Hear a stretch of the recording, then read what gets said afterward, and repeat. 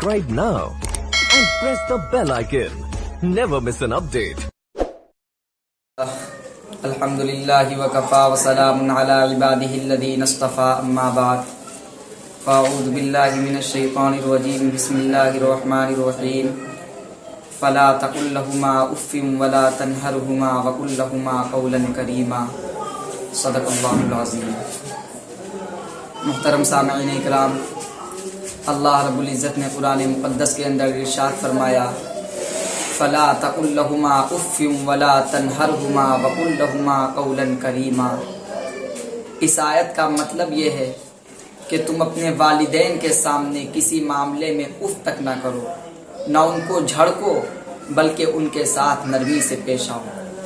کتنی پیاری شریعت کی تعلیم ہے۔ حضرت علامہ آلوسی رحمۃ اللہ علیہ نے اپنی کتاب تفسیر روح المعانی کے اندر لفظ اف کی تفسیر کرتے ہوئے فرمایا کہ اف کا مطلب یہ نہیں کہ ماں باپ کے کسی کام کو اپنی رائے کے خلاف پیش آنے پر ماں باپ کے سامنے اپنی آواز کو بلند کرنا۔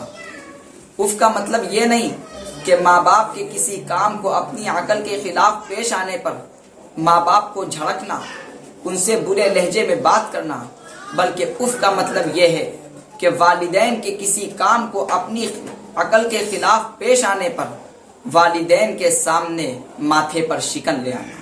شریعت نے ہم کو اپنے والدین کے سامنے کسی معاملے کو خلاف عقل پیش آنے پر ماتھے پر شکن تک لانے کو منع کیا ہے۔ اور آج ہمارا معاشرہ کہ ہمارے معاشرے میں سب سے زیادہ کمتر، سب سے زیادہ کم ظرف، سب سے زیادہ ناقص العقل اگر کسی کو سمجھا جاتا ہے تو وہ والدین کو سمجھا جاتا ہے، اور ہمارا سب سے زیادہ محبوب، سب سے زیادہ مخصوص، سب سے زیادہ مقرب اگر کوئی ہے تو وہ ہمارے دوست اور احباب ہیں۔ اور ایک عجیب دور ہے، ایک عجیب ہمارے مزاج ہیں کہ جب جب ہمارے اوپر جوانی کا نشہ غالب آتا ہے، ہمارے سب سے بڑے دشمن ہمارے والدین ہو جاتے ہیں۔ اور آج کے اس دور میں والدین کی نافرمانی ایک ایسا گناہ بنا ہوا ہے جس کو آج مسلمان گناہ سمجھتا ہی نہیں۔ یہ ایک ایسا گناہ ہے جس میں عام خاص سب مبتلا ہیں، بلکہ یہ ہماری ایک عادت ثانیہ بن گئی ہے۔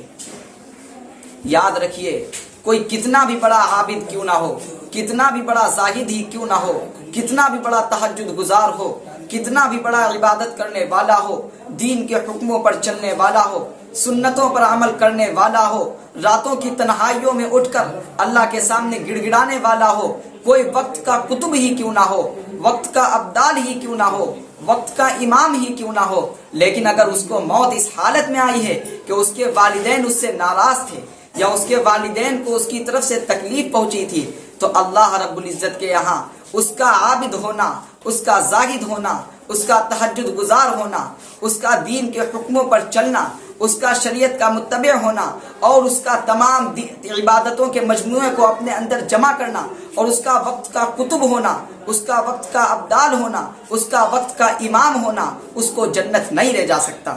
کیوں؟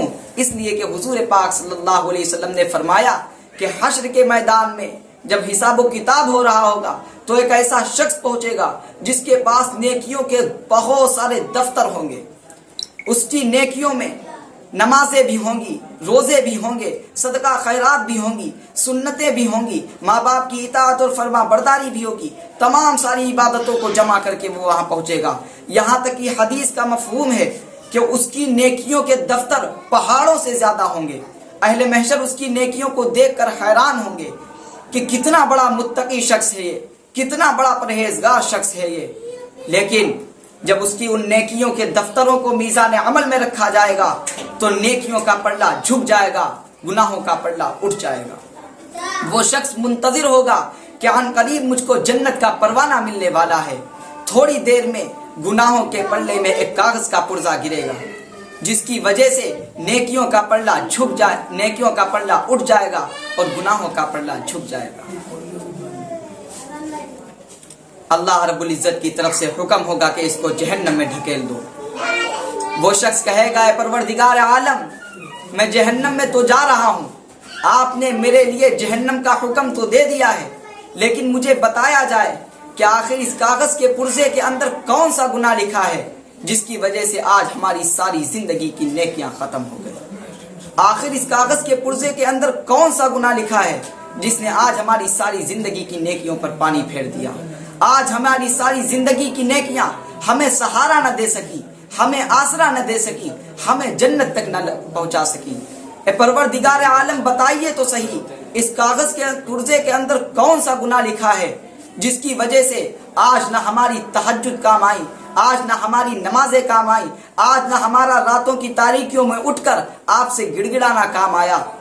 وہ شخص کہے گا اے پروردگار عالم بتائیے تو صحیح، اس کاغذ کے پرزے کے اندر کون سا گناہ لکھا ہے جس کی وجہ سے آج جنت کے نذرانے کے منتظر ہونے کے باوجود مجھ کو جہنم کا پروانہ دیا گیا ہے؟ کون سا گناہ لکھا ہے جس کی وجہ سے آج جہنم میرا ٹھکانہ بنا ہوا ہے؟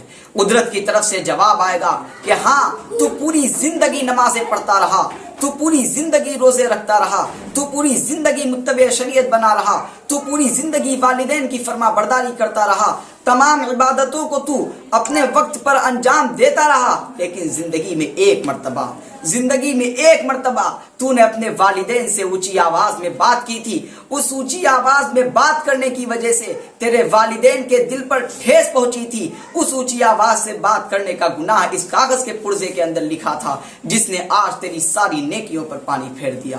آج تیرا راتوں کا اٹھنا، تیرا نمازیں پڑھنا، تیرا روزے رکھنا، تیرا دینی محفلوں میں جانا، تیرا علماء کی مجلسوں میں بیٹھنا کچھ کام نہ آ سکا۔ غور کرو میرے بھائیوں، ساری زندگی کی نیکیاں والدین سے ایک مرتبہ اونچی آواز میں بات کرنے سے ختم ہو جاتی ہیں۔ ہمارا کوئی دن ایسا نہیں جاتا جس دن ہمارے طرف سے، ہمارے قول سے، ہمارے فعل سے، ہمارے طرز عمل سے ہمارے والدین کو تکلیف نہ پہنچے۔ ہماری طبیعتوں کے اندر اس وقت تک بشاشت نہیں آتی ہے جس وقت تک ہم اپنے والدین کو تکلیف نہ پہنچائیں۔ کیسا مزاج بنا ہوا ہے، اور شریعت کی کیا تعلیم ہے کہ ہمارے ذمے ماں باپ کی فرما برداری، ماں باپ کی اطاعت، ان کی خدمت ہر وقت ہر حال میں لازم ہے، فرض ہے۔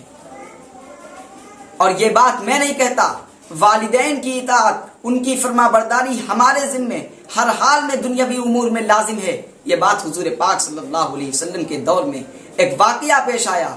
آپ علیہ السلام کے دور نبوت میں ایک صحابیہ حضور پاک صلی اللہ علیہ وسلم کے پاس آئیں اور آ کر کہتی ہے، یا رسول اللہ صلی اللہ علیہ وسلم، میری والدہ شراب پیتی ہے، میری والدہ شراب پینے کے لیے میخانہ جاتی ہے اور وہ وہاں جا کر بے ہوش ہو جاتی ہے۔ حضور پاک صلی اللہ علیہ وسلم سے انہوں نے سوال کیا کہ یا رسول اللہ صلی اللہ علیہ وسلم، کیا میں اپنی والدہ کی خدمت کروں؟ تو حضور پاک صلی اللہ علیہ وسلم نے فرمایا، ہاں، والدہ کی خدمت کرو۔ جب وہ شراب پینے میخانے پر جائیں اور بے ہوش ہو جائے، تم ان کو ادب سے لاؤ، ادب سے اپنے ہاتھوں پر اٹھا کے بستر پر لٹاؤ۔ کتنی پیاری شریعت کی تعلیم ہے، اور یہ مقام والدین کا حضور پاک صلی اللہ علیہ وسلم نے بتایا ہے۔ اور آج ہمارا معاملہ کہ ہمارے لیے سب سے زیادہ بڑا دشمن اگر کوئی ہے تو ہمارے والدین ہیں۔ ہمارے لیے ہر چیز کے لیے ٹائم ہے میرے پاس، دوست احباب کے لیے ٹائم ہے، ہوٹلوں پر ٹہلنے کے لیے ٹائم ہے، دکانداری کے لیے ٹائم ہے، کاروبار کے لیے وقت ہے۔ اگر وقت نہیں ہے تو وہ والدین کے لیے نہیں ہے، جبکہ والدین نے اپنی زندگی کا سب سے قیمتی سرمایہ میرے اوپر خرچ کیا۔ آج ہم ہر انسان سے اس لہجے میں بات کرتے ہیں، اپنے دوست سے اس لہجے میں بات نہیں کرتے، اپنے یاروں سے اس لہجے میں بات نہیں کرتے، یہاں تک کہ اپنے دکان کے ملازم اور نوکر سے اس لہجے میں بات نہیں کرتے جس لہجے میں ہم اپنے والدین سے بات کرتے ہیں۔ آج سے عہد کرو کہ انشاءاللہ تعالی والدین کی اطاعت اور ان کی فرما برداری کریں گے، ان کی دعاؤں کو حاصل کریں گے۔ والدین کی دعاؤں کا بہت بڑا مقام ہے، یہاں تک کہ حضور پاک صلی اللہ علیہ وسلم نے فرمایا کہ والدین کی دعا اولاد کے حق میں اس طرح ہے جس طرح نبی کی دعا امت کے حق میں ہے۔ آج ہم والدین کی دعاؤں سے محروم ہیں۔ ہمیں کوئی ولی مل جاتا ہے، کوئی عالم مل جاتا ہے، ہم اس سے دعا کے لیے کہتے ہیں، کسی پیر سے دعا کے لیے کہتے ہیں، کسی ولی سے دعا کے لیے کہتے ہیں۔ یاد رکھنا، آپ کے لیے ولی دعا کرے، قبول ہو یا نہ قبول ہو، اس کی کوئی گارنٹی نہیں، لیکن والدین کی دعا اولاد کے حق میں ایک ایسی دعا ہے جس کے بارے میں حضور پاک صلی اللہ علیہ وسلم نے فرمایا کہ والدین کی دعا اولاد کے حق میں اللہ رب العزت کبھی رد نہیں فرماتے بلکہ قبول فرما لیتے ہیں۔ اور یہاں تک کہ حضور پاک صلی اللہ علیہ وسلم نے فرمایا کہ جب ماں اپنی اولاد کے لیے ہاتھ اٹھا کر دعا مانگتی ہے تو اللہ کا عرش ہلنے لگتا ہے. اللہ رب العزت عرش سے کہتے ہیں عرش رک جا، ہلنا بند ہو جا، کیوں ہل رہا ہے؟ تو عرش کہتا ہے پروردگار عالم آپ تو عالم الغیب ہیں، آپ تو جانتے ہیں کہ دنیا کے اندر ایک ماں اپنی اولاد کے لیے اپنے آنچل کو اٹھائے دعا کر رہی ہے. اے خدا جب تک تو اس ماں کی دعا کو قبول نہیں کرے گا میں ہلنا بند نہیں ہوں گا. قدرت کی طرف سے جواب آتا ہے اے عرش تو نے ہلنا بعد میں شروع کیا، میں نے اس ماں کی دعا کو پہلے قبول کر لیا. کتنا بڑا مقام ہے والدین کی دعاؤں کا. تو آج سے یہ عہد کریں کہ انشاءاللہ تعالی والدین کی اطاعت اور ان کی فرما برداری کریں گے، ان کی دعاؤں کو حاصل کریں گے. اللہ رب العزت ہم سب کو والدین کی فرما برداری اور ان کی اطاعت کرنے کی توفیق عطا فرمائے اور ان کی دعاؤں کو حاصل کرنے کی توفیق عطا فرمائے.